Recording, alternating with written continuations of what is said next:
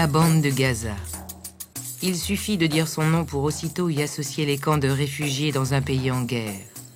Comment soupçonner qu'ici, des trésors de la splendeur passée sont enfouis au plus profond, sous le sable et les pierres? Les gens connaissent Gaza uniquement d'un point de vue militaire, mais on ne connaît pas sa grande histoire.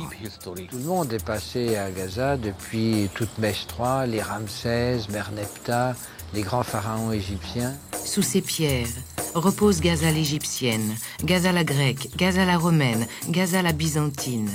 Des pierres, Gaza la palestinienne ne connaît guère que celle de l'intifada, ou celle dont elle a besoin pour abriter une population de plus en plus nombreuse. Enfant, je ramassais des pierres pour les lancer sur les chars. Aujourd'hui, je ramasse des pierres anciennes pour montrer au monde qu'ici, c'est la Palestine.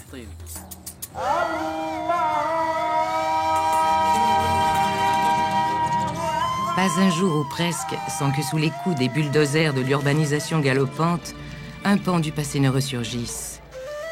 La ville actuelle est fondée sur une mosaïque de sites archéologiques dont les premiers datent de 30 siècles. De fouilles d'urgence en fouilles de sauvetage, des archéologues palestiniens et français courent inlassablement d'un chantier à un autre, tentant de reconstituer le puzzle des temps anciens de la Palestine.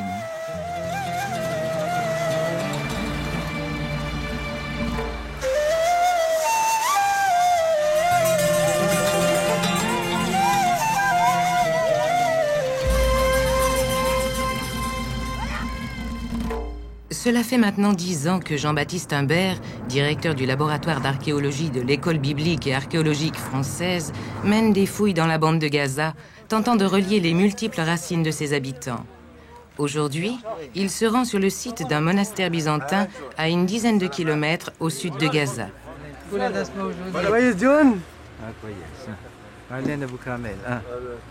Salut René. Bonjour Jean-Baptiste. Ça va bien, oui. Oh là là, oui. Ce site fut celui d'un des très grands monastères du Proche-Orient de l'époque byzantine. Prospecté par les services archéologiques de l'armée israélienne dans les années 70, puis fouillé par les archéologues palestiniens, une église par 3 fois agrandie entre le 4e et le 6e siècle et 40 tombes collectives, vraisemblablement de familles chrétiennes, ont notamment été mises au jour.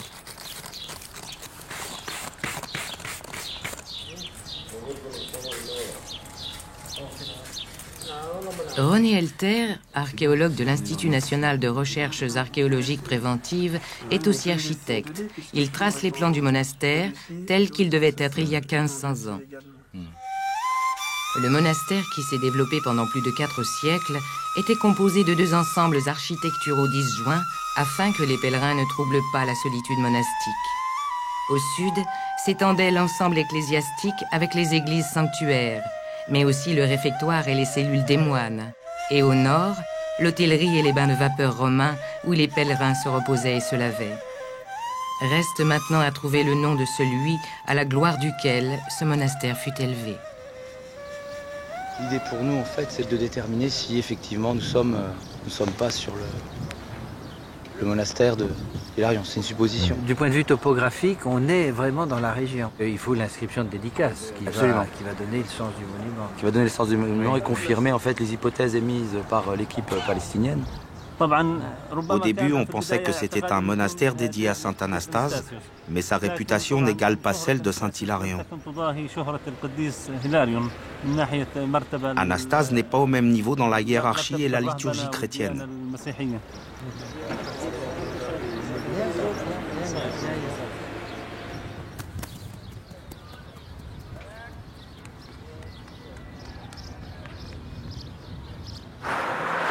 Ahmad Saïd co-dirige avec René Elter les fouilles du monastère. Formé à l'archéologie en Égypte et en Libye, il a choisi de revenir travailler à Gaza, malgré le conflit qui déchire son pays. Pour rentrer chez lui le soir, il doit franchir un barrage israélien. Je me rappelle qu'une fois, j'ai attendu 17 heures l'ouverture du barrage. J'ai dû rentrer à Gaza et revenir le lendemain pour passer. Le barrage est souvent fermé plusieurs jours, parfois toute une semaine.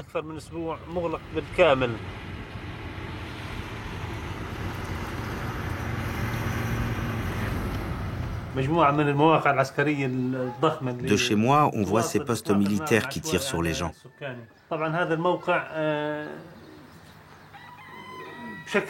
Il y a toute une série de postes militaires qui tirent sur notre quartier de l'Espérance.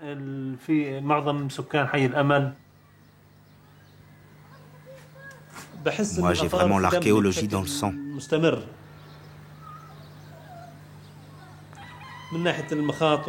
Et je suis prêt à prendre beaucoup de risques pour faire mon travail d'archéologue.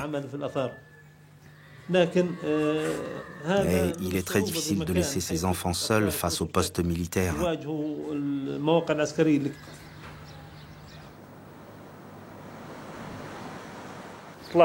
Notre vie est ainsi rythmée par les tirs.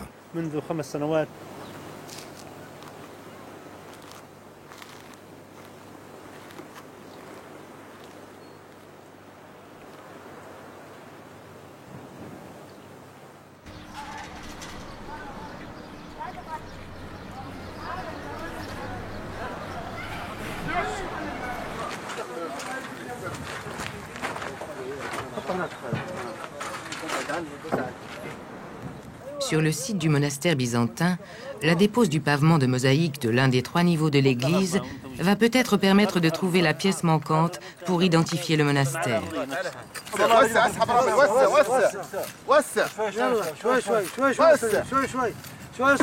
Ah merde alors. Amin.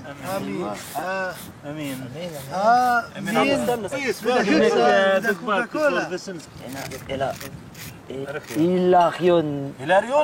Hilariono.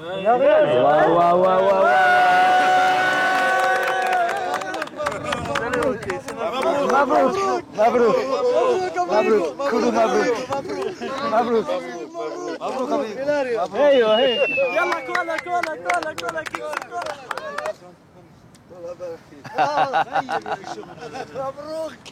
مبروك مبروك مبروك احنا بدنا كوكا كولا وكيكس بدناش حبي Enfin, nous l'avons trouvé. On se sent soulagé après tant d'efforts pour essayer de prouver que c'est bien le monastère d'Hilarion.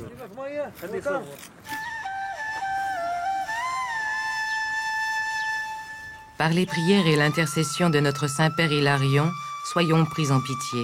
Amen. Cette inscription en grec ancien prouve que c'est bien pour Saint Hilarion que les pèlerins de la Syrie à l'Égypte sont venus se recueillir ici pendant presque 400 ans. Hilarion n'a que 15 ans lorsque ses parents l'envoient étudier le grec à Alexandrie. Il y fait la rencontre décisive de l'ermite Saint Antoine du Désert, et c'est ainsi que de retour à Gaza, Hilarion fonde au IVe siècle la première communauté monastique de Palestine. C'est à l'emplacement de la petite hutte dans laquelle l'ermite Hilarion s'était isolé qu'une église fut construite et agrandie au cours du temps. Les pavements de mosaïque furent posés dès le Ve siècle, soit moins de 100 ans après sa mort.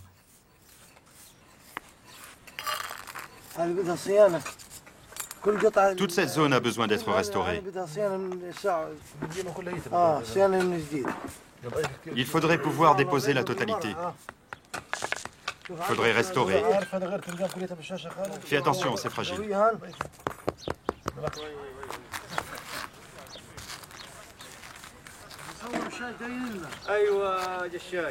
السلام عليكم. شطف بلا بس شطف يا شيخ. شطفات كلها. يما ارد الباب ابشي شاي اشرب وصب. الله اكبر الله اكبر الله أكبر الله أكبر.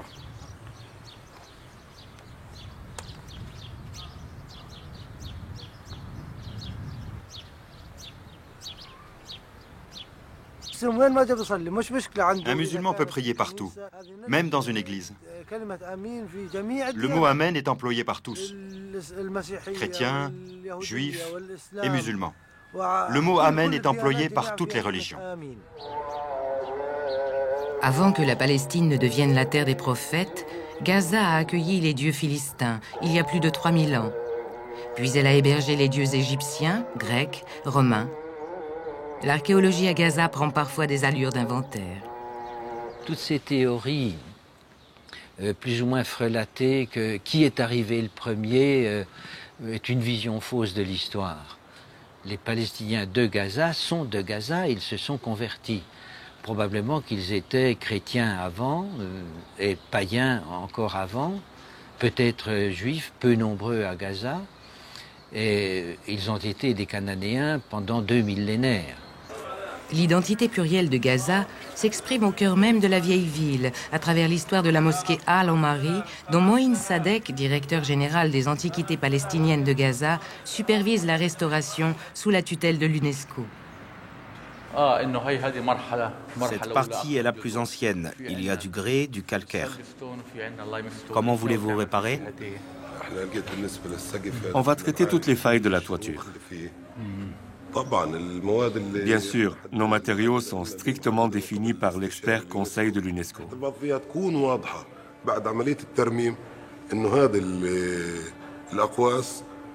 Il est intéressant de faire connaître aux visiteurs les 3 étapes traversées par l'édifice.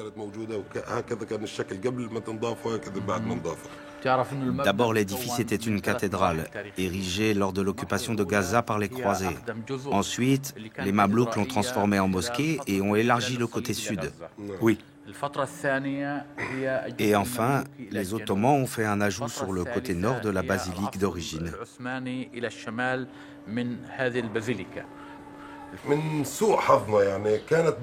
Malheureusement, nos travaux et l'intifada ont commencé en même temps. Avec l'intifada, s'est posé le problème des martyrs.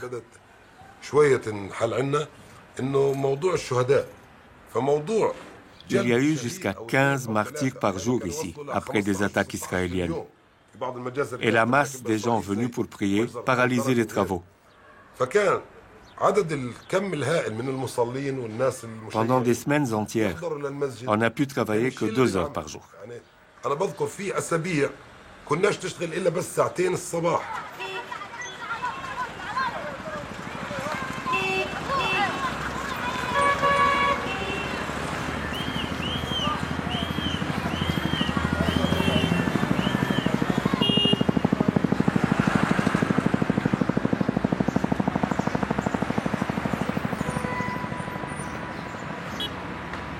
Pendant ce temps-là, sur le chantier du monastère de Saint-Hilarion, René Elter et son équipe ont trouvé une nouvelle piste. Là, il y a un trou. C'est pas un mur, en tout cas. C'est pas un mur. Là. J'ai pas trouvé ce que je cherchais, mais j'ai trouvé autre chose. Donc c'est intéressant, on va voir ce que c'est. C'est bien comme ça. Le maître. المتر شكرا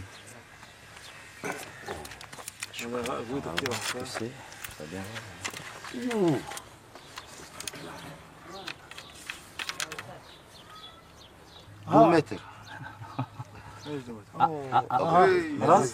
خلاص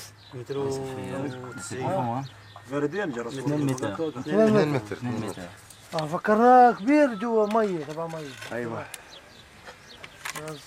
Bon. Je pense que en fait c'est une tombe. C'est une tombe. Tombe? Ah ouais, tombe.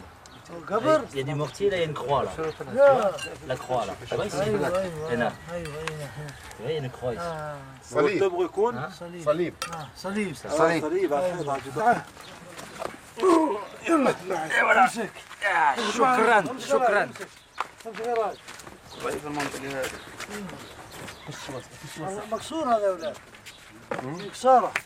Il y a 15 jours, on trouve l'inscription. Aujourd'hui, on trouve le tombeau. C'est l'enfer, quoi. On a la porte d'entrée, on a de l'enduit sur les murs. Tout doucement, parce que je veux pas qu'on appuie sur les... Ok.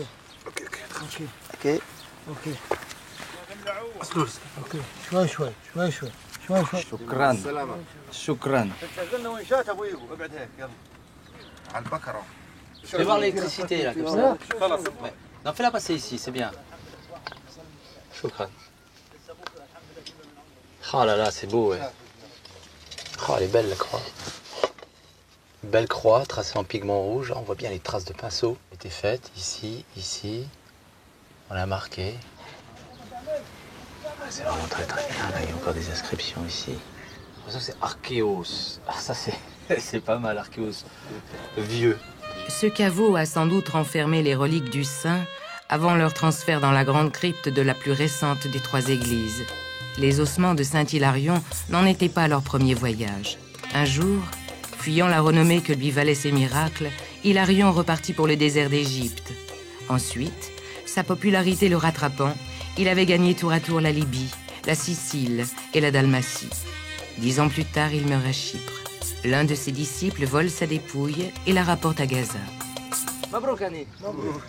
Mabrouk. Mabrouk, Salim. Mabrouk, Mabrouk.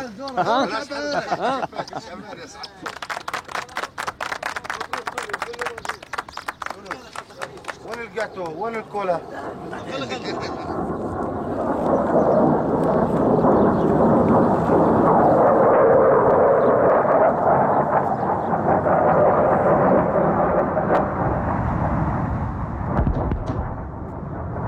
Un missile israélien vient d'exploser à quelques centaines de mètres du site.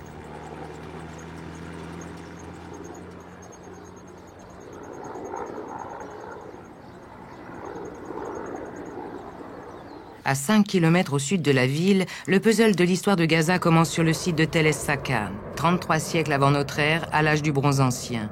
Mohamed Escher était l'inspecteur du site.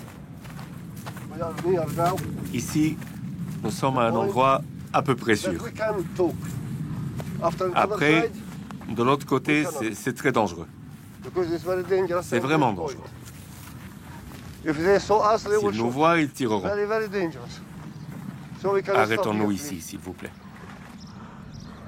C'est ici que nous avons fouillé.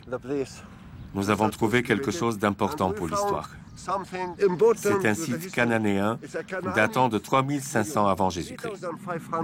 En 1998, des murs de terre crue ont été mis au jour grâce aux fouilles co-dirigées par Moïse Sadek. La découverte prouvait que Gaza était une des premières villes de Palestine et qu'elle fut construite par les premiers pharaons. Puis la ville devint cananéenne grâce au métissage avec les populations de l'Orient asiatique. Mais pour le moment, l'histoire s'arrête là, car les fouilles furent interrompues en l'an 2000. L'intifada a commencé pendant la campagne de fouilles. On voulait continuer, mais il y avait des chars là et là, et ils tiraient dans toutes les directions sans viser. Sans viser. Donc, on a arrêté et on a fermé le site. On a vu que nos enfants se faisaient tuer dans la rue. Comment pouvait-on concilier ces deux choses? On ne peut pas. On devait sauver nos enfants ou continuer la fouille. Alors on a arrêté. On a fermé le site. En 2004, le site a été en partie recouvert par le béton de 2 hautes tours que les Israéliens ont fait imploser parce qu'elles dominaient une de leurs colonies, à proximité du chantier de fouilles.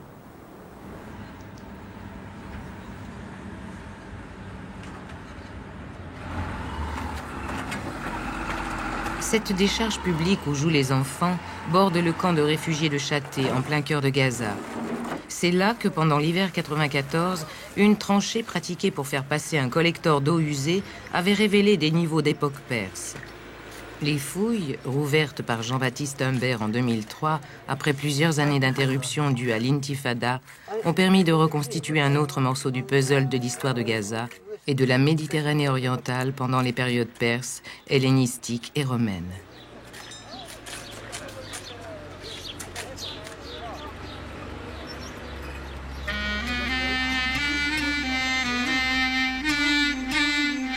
Difficile d'imaginer ce que fut la ville portuaire d'Antédon, pièce maîtresse dans l'histoire de Gaza, souvent citée dans les textes grecs, mais qui n'avait pas encore été localisée.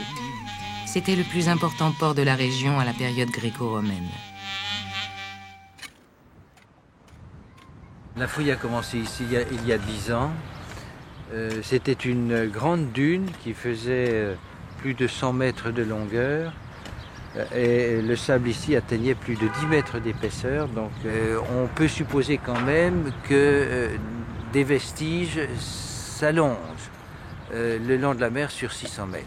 Pour une ville de l'Antiquité, au moins en Palestine, c'est quand même une surface assez considérable. Et ce qui est inconnu, alors, c'est ce qui se passe sous le camp de réfugiés. Probablement que les constructions ont écrêté le sommet du vestige archéologique, et vers le nord, on ne sait pas non plus. La dune est encore très très épaisse là-bas, et les constructions commencent à s'installer.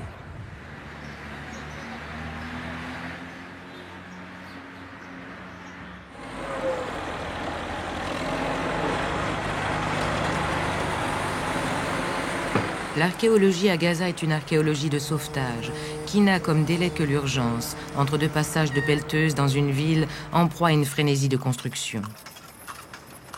Ici, chaque jour un immeuble sort de terre.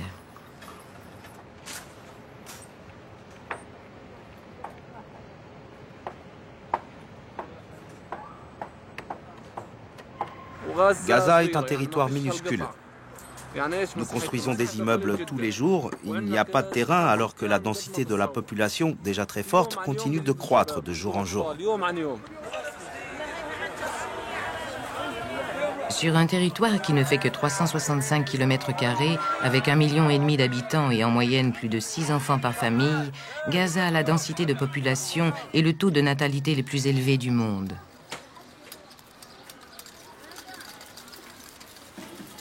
Il y a 12 ans, à mes débuts dans l'archéologie, ma famille était encore peu nombreuse.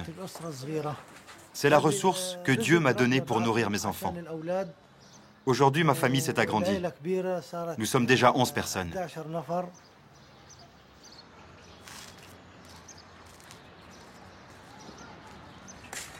Le front de mer de la bande de Gaza s'est hérissé de buildings et d'hôtels de luxe, tandis que les camps de réfugiés au nord de la ville sont restés insalubres. Cet hôtel en construction à 500 mètres du site d'Antédon a failli s'élever en plein cœur du chantier de fouilles.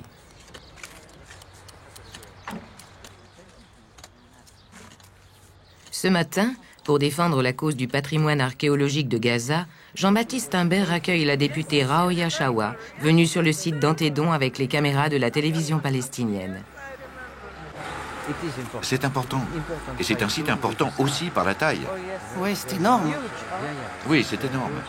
Et le danger serait que les gens construisent. Nous devons faire attention, car s'il y en a un qui construit, les autres vont vouloir faire de même.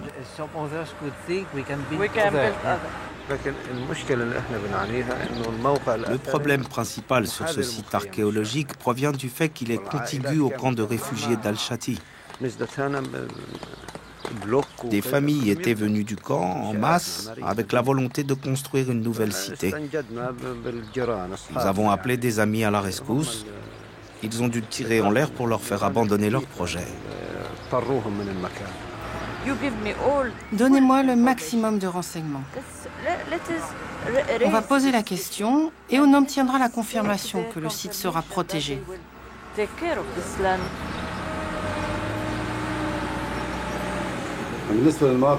En ce qui concerne les sites, il y a les problèmes des terrains. La plupart des sites archéologiques se trouvent sur des propriétés privées et se pose le problème de l'indemnisation. On peut considérer que toute la ville de Gaza forme un immense site archéologique. Si nous voulons nous occuper de toutes les antiquités qui s'y trouvent, l'autorité palestinienne n'aura pas les moyens de dédommager tous les propriétaires. Avec l'intifada, les conditions sont difficiles. Il faut avant tout donner à manger aux gens. Il est vrai que leur préoccupation première n'est pas le patrimoine culturel. Mais peu à peu, on voit quand même qu'il y a une curiosité. Ils sont surpris d'apprendre que il y a 2000 ans, il y a 2500 ans, il y a 3000 ans, Gaza était déjà une grande ville avec une culture, une vraie civilisation. Lorsqu'on leur dit, lorsqu'on les convainc que vraiment c'est leur histoire et pas la nôtre, lorsqu'on les convainc que c'est leur histoire, alors il y a une pointe de fierté qui apparaît.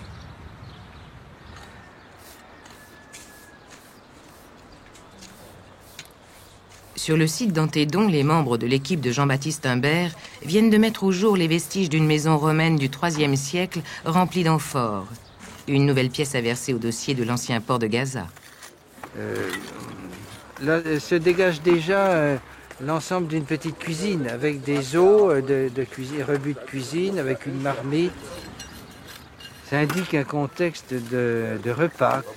Parce que ce qui est intéressant, c'est que ces jarres sont considérées jusqu'à présent comme des jarres à vin. Et on peut supposer alors que c'est un établissement où on utilisait, où on buvait du vin.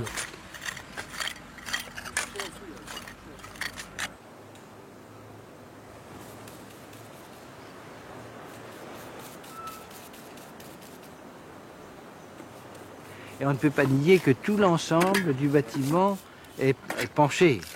On voit les murs sont constamment et toujours dans le même sens, inclinés vers moi. Donc on a l'impression qu'il y a eu un mouvement de bascule et pourquoi pas un gros tremblement de terre aurait ruiné l'ensemble.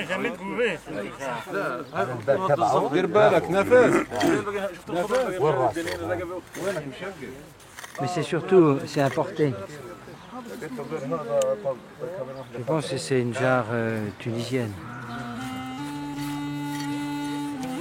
Gaza, la ville prodigue. Avant d'avoir un port, Gaza fut d'abord une terre de culture. Elle était célèbre pour ses vignes et pour ses vergers qui s'accommodaient fort bien de sa terre sableuse. On fabriquait à Gaza des amphores pour exporter son vin, mais elle ne dédaignait pas également en importer de Grèce ou de Chypre.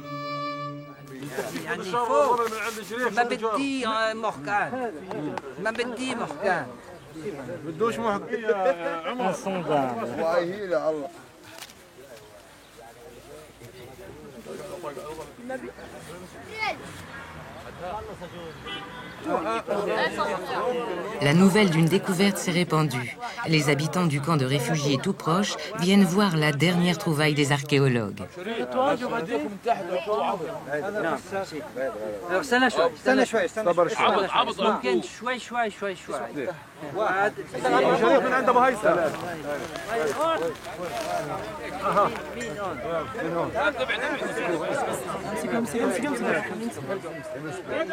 ابو شريف من هان على النظيف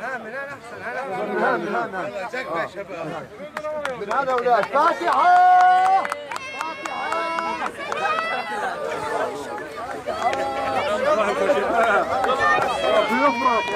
تكبير هناك اوعى الزهير اوعى الزهير خارج انزل يا عمر انزل يا عمر مهلك يا محمد مهلك يا عمر هم نكته. Dans l'atelier de restauration, la céramologue Cécile Jude reconstitue patiemment le puzzle des jarres avec les tessons de terre cuite pour retrouver les formes originelles qui renseigneront sur leur provenance. Donc ça c'est la jarre de Gaza qui est assez typique par sa forme, par sa pâte, par les deux petites anses comme ça qui sont bien hautes. Et c'est ce qu'on retrouve en majorité ici.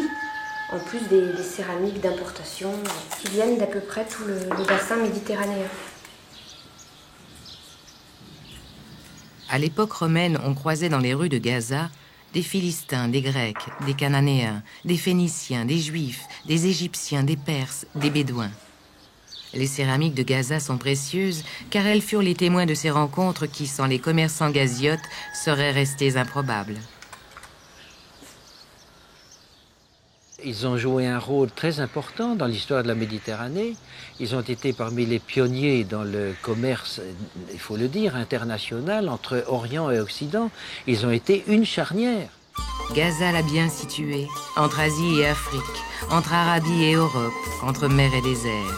C'est à Gaza que 5 siècles avant Jésus-Christ, la route de l'encens prenait fin. À Gaza que les caravanes des nomades apportaient à d'autres chameaux la myrrhe, la cannelle, le poivre et le gingembre. À Gaza que l'on retrouvait sur les marchés, à peine débarqués des bateaux en provenance de la mer Rouge, des huiles parfumées, de l'opium et des onguents, des teintures, des cotonnades indiennes, des soies venues de Chine, des plumes d'autruche ou des peaux de léopard arrivées d'Afrique. Puis, les cales pleines, les bateaux repartaient vers la Grèce ou l'Italie à l'époque hellénistique ou vers l'Espagne et même Marseille du temps des Romains.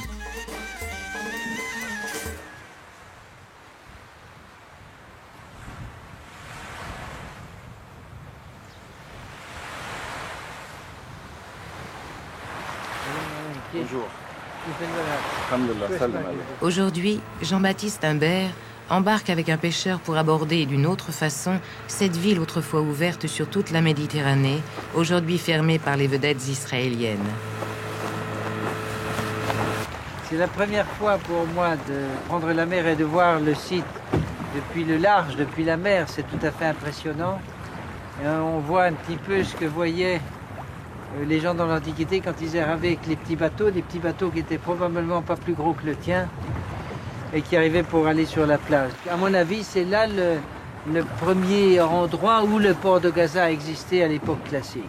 À l'époque, oui, c'est ça, à l'époque où les Grecs et les Phéniciens, les Arabes du Liban commerçaient beaucoup avec la côte de l'Égypte et ils passaient toujours par ici.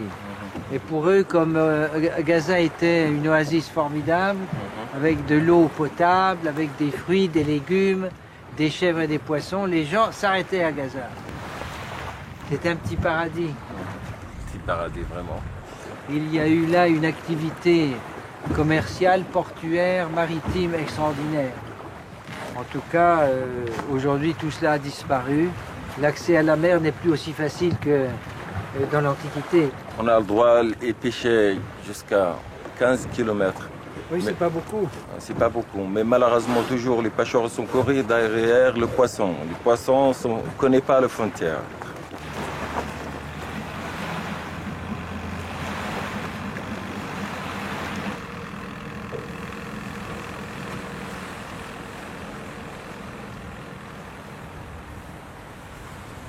Le goût du monde romain était tel pour les produits orientaux que certains auteurs ont mis en garde l'Empire en disant « Vous allez vous ruiner l'Empire avec tous ces produits parce que l'Orient où nous sommes était loin d'être idiot, il exigeait d'être payé en or. » Donc Rome avait peur que tout le romain s'écoule par Gaza.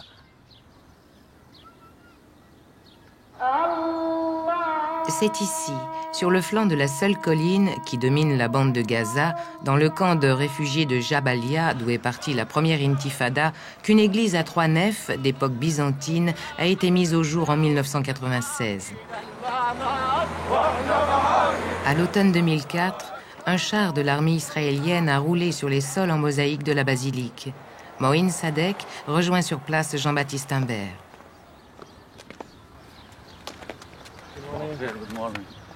Vous savez, quand je suis arrivé ici, on a vu que les chars israéliens avaient détruit une partie de la mosaïque, comme vous voyez ici. Et vous pouvez voir ici comme ils ont détruit les colonnes et ont endommagé une partie du site. Regardez, le bulldozer était protégé par les chars. Tout le mur a été détruit autour. Hein. Et entièrement détruit. Et toute la partie inférieure de l'église a été détruite. Vous savez, les Israéliens savaient très bien que c'est un site archéologique. Il se trouve sur la carte, définie par les accords d'Oslo. Et l'armée israélienne savait qu'il y a une église byzantine ici.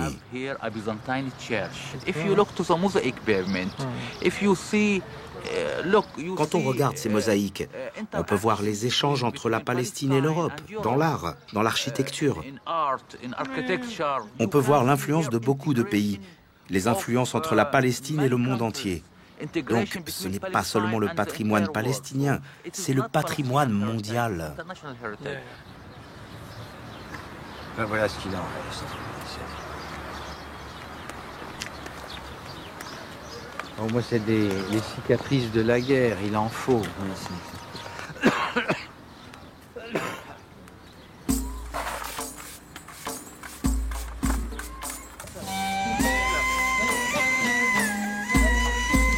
Jean-Baptiste Imbert est soulagé. La nef centrale est intacte. 30 pavements de mosaïques polychromes du VIe siècle après Jésus-Christ tapissaient ce vaste ensemble ecclésiastique.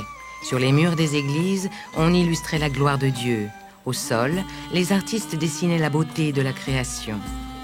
C'est la multitude des tesselles, 14 400 mètres carrés, qui donne cette précision au trait. Les couleurs sont celles des pierres de roche, dans lesquelles ces tesselles ont été taillées. Le granit, les marbres, le basalte, la néphrite, le quartz, 10 à 12 couleurs différentes par dessin.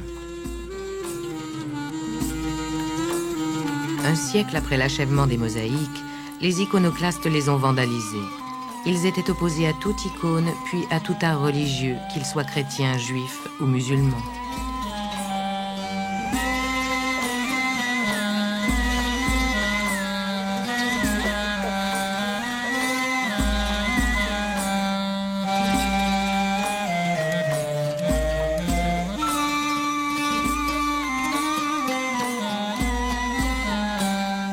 Aujourd'hui, les mosaïques subissent les affronts de la guerre. La nef nord de la basilique a été endommagée. Quand nous l'avons découverte, cette mosaïque était superbe et intacte. La chenille du bulldozer est passée par là. Tu vois, toute cette partie a été détruite. Une église est un lieu de culte qui doit être respecté.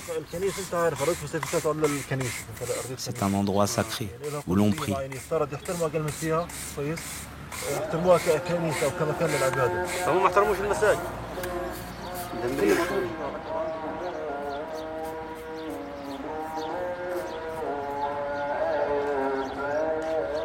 À 100 mètres du site de l'église byzantine, la voix du muezzin qui appelle à la prière résonne encore. Mais les fidèles ont laissé la place aux enfants qui jouent au milieu des ruines de leur quartier.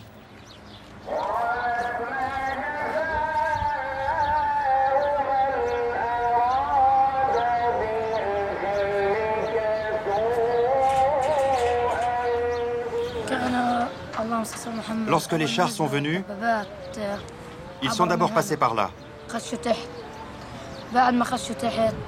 Arrivés en bas, ils ont détruit des maisons. Ils ont tiré sur les enfants. Ils ont tiré de tous les côtés. Puis ils ont détruit l'église byzantine.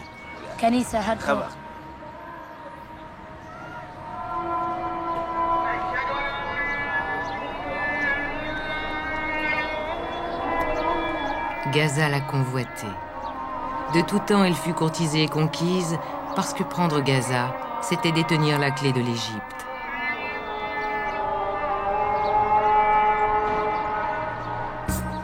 Le roi perse, Cambyse, vit que Gaza serait la tête de pont de sa conquête de l'Égypte lorsqu'il leva les yeux sur elle au 5e siècle avant notre ère. Alexandre le Grand y esquissa le brouillon de la future Alexandrie, mais ses héritiers, Ptolémée d'Égypte et Séleucides de Syrie, s'y déchirèrent pour une frontière.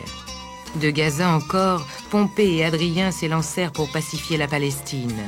Au 7e siècle, l'islam déferla sur l'Orient. Gaza résista 3 ans. Au Moyen-Âge, les croisés bloquèrent la route de Gaza vers l'Égypte pour la couper de l'Asie.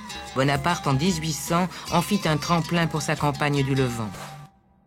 Les gens qui vivent à Gaza aujourd'hui, grosso modo, sont les descendants de ceux qui ont vécu tous les aléas de l'histoire. Il y avait un certain nombre de gens qui venaient et qui se mêlaient à la population pour justement faire une autre ville, pour développer la ville, construire une économie de dimension internationale. Et c'est pourquoi Gaza est une ville arabe avec un contact cosmopolite.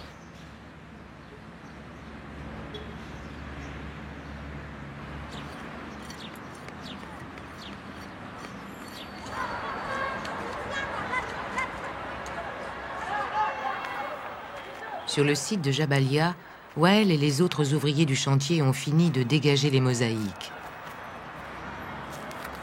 Et on aura comme bout les stries de la chenille qui sont beaucoup plus visibles. Patrick Blanc et Marie-Laure Courboulès, du laboratoire de restauration de la mosaïque antique du musée d'Arles, réfléchissent au type de restauration qu'il va falloir entreprendre sur les mosaïques défigurées par le passage du char.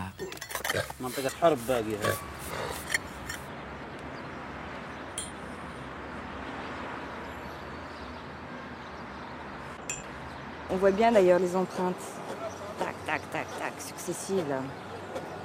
On en a une autre, visiblement parallèle, qu'on voit un petit peu moins, qui vient recasser le mur aussi. Et puis apparemment, l'engin a fait une espèce de virage comme ça, en labourant un petit peu avec les chenilles toute cette partie-là. Et peut-être reparti comme ça.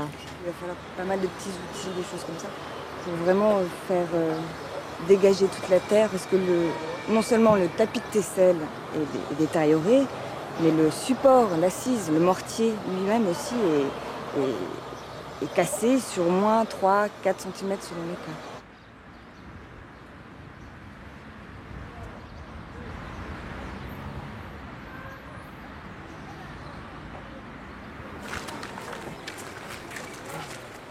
Le cousin de Wael vient de mourir à l'aube. Les ouvriers du chantier de fouilles sont venus lui présenter leurs condoléances.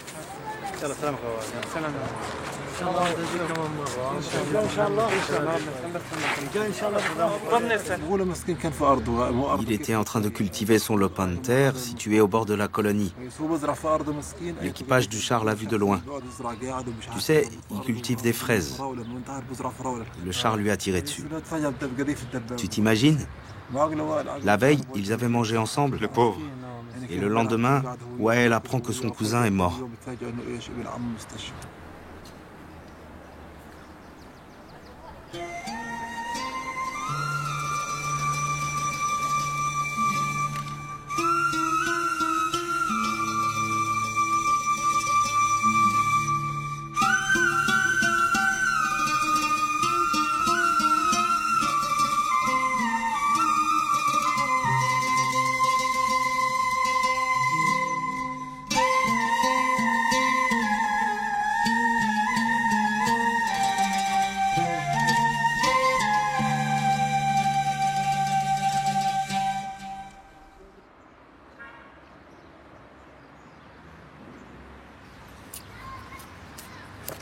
Au 3e jour de deuil, Wael revient panser les plaies des mosaïques.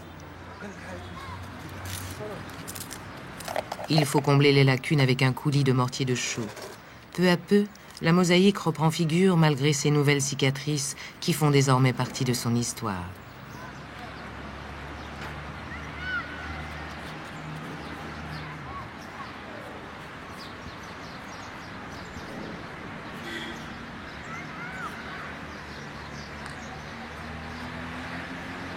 Avant les accords d'Oslo de 1994, engageant le retrait des Israéliens, le site du monastère de Saint-Hilarion servait de carrière de sable.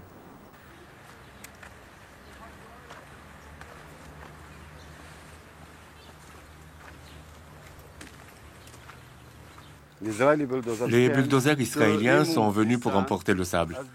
Et ici, vous pouvez voir leurs traces. Ils ont tout volé. De nombreuses colonnes, beaucoup de chapiteaux en marbre. Ils ont tout emporté en Israël. Ils ont bouclé le site et l'ont déclaré zone militaire interdite. Cela a empêché nos services de voir et de noter ce qui s'y passait. Des citoyens palestiniens, conscients de ce qui se passait, surveillaient le site de loin. Ils prenaient des photos de ce qui était emporté par les Israéliens. Des photos qui les montrent en train de charger des camions pour transférer les colonnes et les chapiteaux en Israël. À Der el-Balah, leurs fouilles scientifiques ont été menées de manière précipitée. Des sarcophages de l'ère pharaonique ont été découverts. Ils sont exposés au musée de Jérusalem.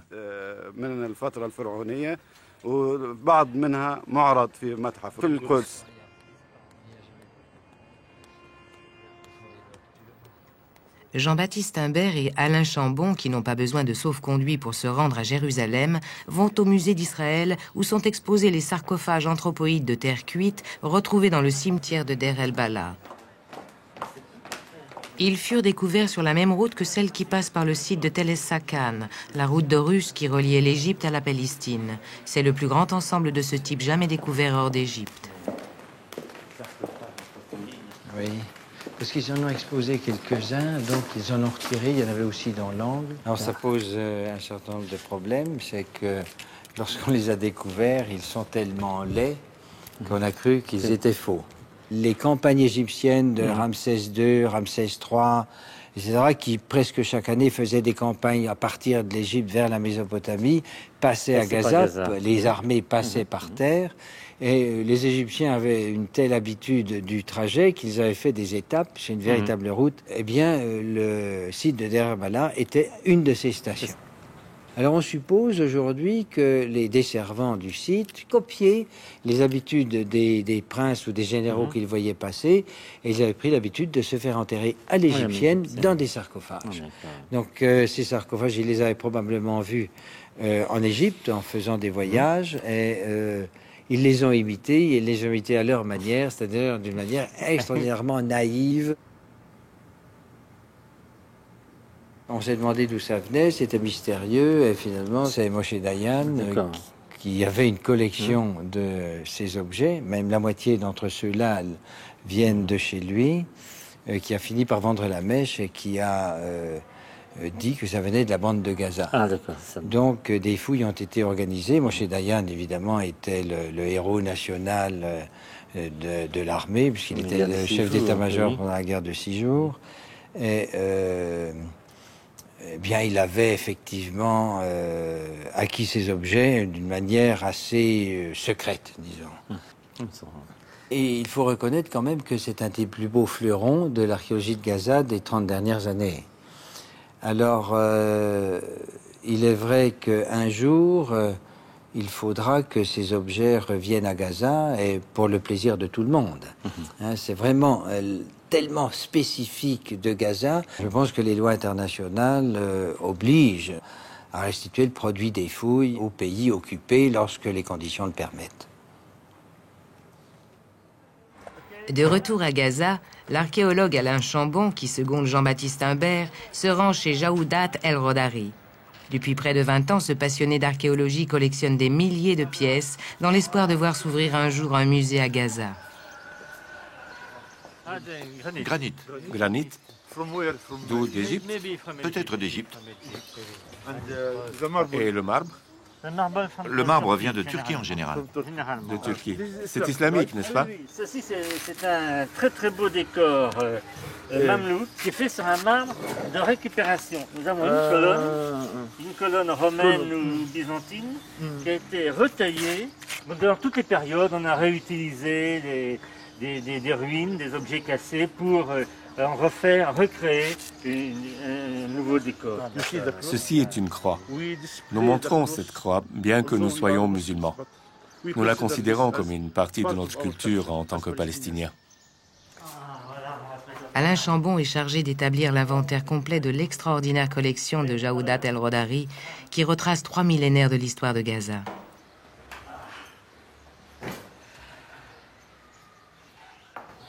Ah d'accord. Ah, j'avais pas vu ça. C'est une lampe sur pied. Tête de lion, c'est extraordinaire. Vraiment. C'est une lampe en forme de dauphin. Forme de tête de dauphin, oui. Époque romaine, 1er, 2e siècle. Cet objet est vraiment unique. C'est exceptionnel. Ça marque bien Gaza, tout ça.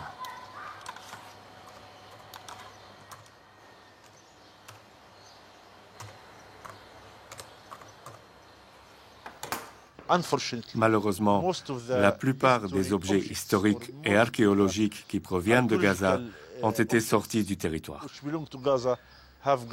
Ce que j'ai ici vient de Gaza et restera à Gaza. Et je suis sûr qu'un jour, tout cela ira au musée de Gaza. Ce que j'ai ici appartient à la nation tout entière. En attendant de pouvoir emmener au musée les enfants des écoles gaziotes, les archéologues palestiniens leur font visiter le site du monastère de Saint-Hilarion pour qu'ils se réapproprient l'histoire de leur ville. Bienvenue sur ce site archéologique important dans l'histoire de la Palestine. Il date du IVe siècle de l'ère chrétienne. À l'époque, l'Empire byzantin chrétien s'étendait sur la Palestine. Le monastère est un lieu saint très vénéré par les chrétiens. Les gens venaient de l'Afrique du Nord, de l'Égypte, pour visiter ce lieu et s'y reposer, avant de continuer leur pèlerinage vers Bethléem et Jérusalem.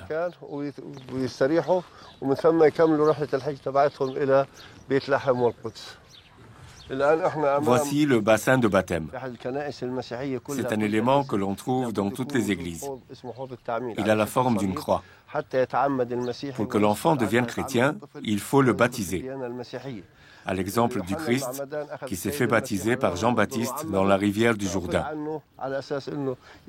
Tout enfant, afin de devenir chrétien, doit se faire verser de l'eau sur la tête ou être baigné dans le Jourdain.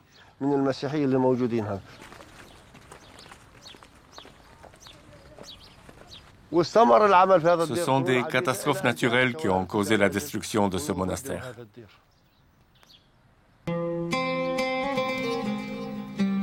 C'est un tremblement de terre qui aurait détruit le monastère de Saint-Hilarion et le site d'Antédon. Comment les blessures de la Gaza d'aujourd'hui seront-elles interprétées par les archéologues de demain ?